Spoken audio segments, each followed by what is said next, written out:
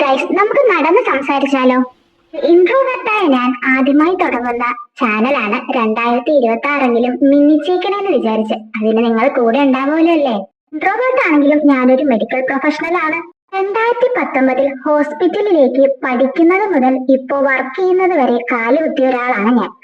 എന്റെ ലൈഫിലെ ഓരോ ഇൻസിഡൻസും എക്സ്പീരിയൻസും എനിക്ക് ഈ ചാനലിലൂടെ നിങ്ങളോട് ഷെയർ ചെയ്യണം.